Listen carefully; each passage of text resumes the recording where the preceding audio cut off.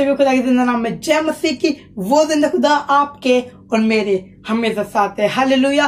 आज हम बात करेंगे उन्नति की, कि हमारी उन्नति कैसे होगी, कब होगी और क्यों होगी। आज आप सब लोग अपनी अपनी बाइबल को ले लीजिए, अपनी बाइबल को ले लीजिए आप सब। हम एक वचन निकालेंगे जो हमको मिलेगा उत्पत्ति 26:12। फिर इज़ाक ने उस देश में जोता बोया और उसी वर्ष वह 100 गुना फल पाया और यहोवा ने उसको आशीष दी और वह बड़ा और उसकी उन्नति होती चली गई, यहाँ तक कि वह अति महान पुरुष हो गया। Praise the Lord. अभी हमने वचन में क्या पढ़ा? इज़ाक ने जोता और बोया। पहले मैं आपको बता दूं इस समय हुआ क्या है। आपको यार हमारी बात तो हो रही उन्नति से, हमारी फाइनेंस कंडीशन खराब है, वो कैसे क्लियर होंगी, कैसे सब कुछ सही होगा, बढ़िया होगा। आप बात कर रहे हो यार इज़ाक ने जोता बोया फल पाया, इससे हमारे क्या लेन देन है? इससे हमारा लेन देन कुछ भी नहीं है। लेकिन जिसने इसको फलवंत किया है ना, उससे हमारा लेन देन है। हालेलुया। इज़ाक की उन्नति जिसके हाथ में थी ना, उसी के हाथ में आज आपकी और मेरी और सब लोगों की उन्नति है। Praise the Lord. अगर हम वचन पढ़ेंगे उत्पत्ति 26 और पहली आयत इसकी, तो वचन बताता है कि उस देश में एक बड़ा अकाल पड़ा था। भूमि बिल्कुल सूख चुकी थी, पानी की एक बूंद तक नहीं थी और सब लोग अकाल के टाइम में खाने पीने का कुछ भी नहीं था। सब लोग अकाल पड़ चुका था, लड़ाई दंगे हो रहे थे। आप सब समझ जाइए अकाल क्या होता है। अकाल जब खाना पीना कुछ भी नहीं, सब कुछ खत्म हो जाता है, जब अकाल पड़ता है। उस टाइम ऐसी सिचुएशन थी इज़ाक के पास।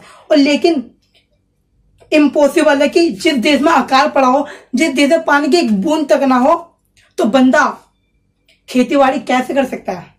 क्या उस पर जादू था, मैजिक था, क्या वो मिरेकल कर सकता था? नहीं। अब हमने वचन में क्या पढ़ा? फिर इज़ाक ने उस देश में जोता बोया और उसी वर्ष 100 गुना फल लाया। Oh my God. उनने जोता बोया, चलो ठीक है, अपना पौधा लगा दिया, बढ़िया, और उसी वर्ष उसने 100 गुना फल पाया। और यार मैंने तो एक ही पौधा लगाया था और 10 पौधे इसमें से कैसे हो गए? अगर मान लीजिए आपके रुपए आपने 100 रुपए दिए और जगह से आपको 1 लाख रुपए मिला, आपको कैसे लगेगा? आपके आगे फटी फटी रह जाएंगी। आप ये बोलोगे भाई मैंने 100 रुपए दिए हैं, ये सारे पैसे आपके हैं? नहीं बोलोगे, आप कहोगे जो आ रहा है आने दो। ये बात गलत है। और आगे वचन बताता है और यहोवा ने उसको आशीष दी। अच्छा, अब ये पता चलता है उसकी उन्नति किसने करी? किसी इंसान ने नहीं करी या किसी मिनिस्टर ने उसकी उन्नति नहीं करी, उसको आशीष नहीं दी।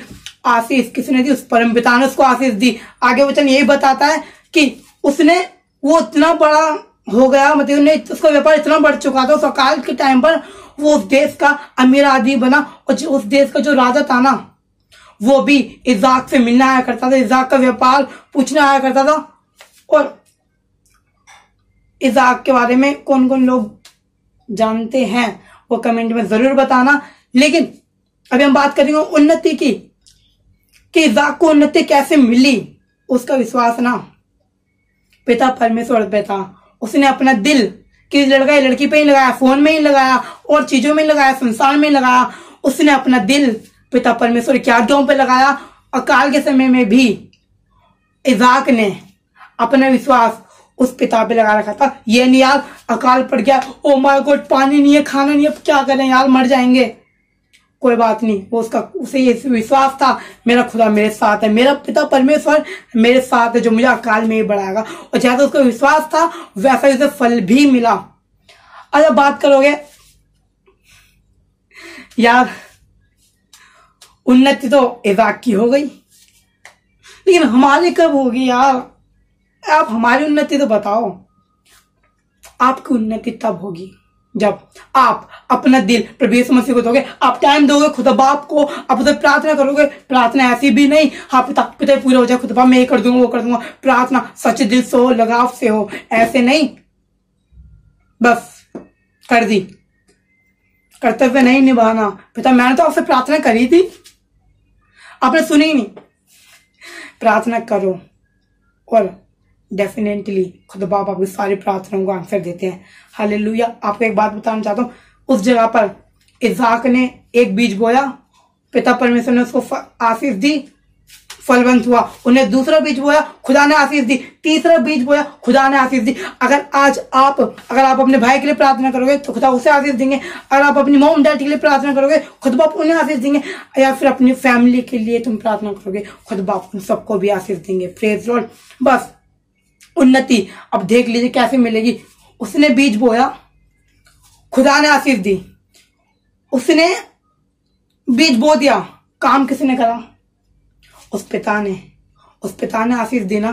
आपका काम यही है, कुछ भी हो जाए पिता, संसार झूठ बोल सकता है, लोग झूठ बोल सकते हैं, लेकिन पिता आप मेरे साथ कभी गलती नहीं होने दोगे। मेरी उन्नति होगी ही होगी, भले ही सही टाइम पर हो लेट हो फर्क नहीं पड़ता, लेकिन मेरी उन्नति जरूर होगी। क्योंकि उस टाइम पर यार जरा सोचिए, जिस देश में अकाल पड़ चुका हो, पानी की एक बूंद भी नहीं है, उस देश में बंदा खेती करता है और खेती में नंबर 1 पे चले गया। जैसे कि मान लीजिए लॉकडाउन लग रहा है, अभी लगा था, लॉकडाउन लगा हुआ है और आपने नया नया बिजनेस स्टार्ट करा किसी भी चीज का, और वो बिजनेस वर्ल्ड में नंबर 1 पे पहुंच गया।